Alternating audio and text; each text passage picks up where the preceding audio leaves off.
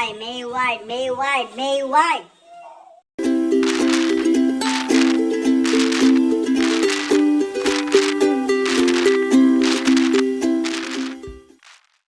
Hello, good morning. Hello everything. Good morning. Ayan, nagkakagulo ngayon ng Mayward fan.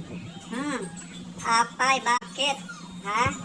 Ayan, meron bang nalilink na jowa ngayon si Mayward or si Edward Barber? Ayan. So kung makikita ninyo, ang dami-dami na ngayon nagsilabasan sa social media. Kung ano-ano na lang ang pinapalabas na kwento ng mga Mayward fans. Nagkakagulo at nag-aaway-aaway na sila. Ano na, bubuwag na ba ang Mayward? Ha? Payag ba kayo? Ayan, kung mababasa ninyo dun sa Twitter ni Edward Barber at ni Maymay, meron silang joint statement.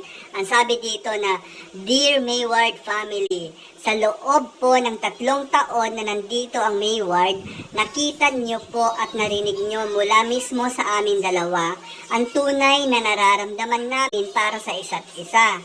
Masaya at masarap po sa pakiramdam ang idea ng isang romantic relationship.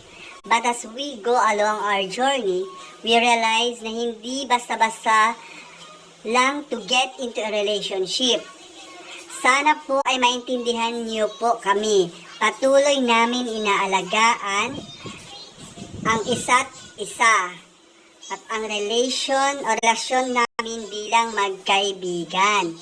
Sa ilang taon naming pagsasama sa trabaho man at sa personal, pareho namin na-realize na sa estado ng buhay namin ngayon, we both are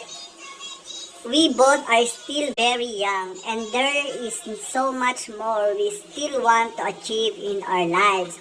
O ayan guys, ayan Mayward fan, wag na kayo magkagulo, wag na kayo mag-away-away diyan. Mayward pa rin ha, Mayward. Alalahanin nyo kung sino man naninira sa Mayward.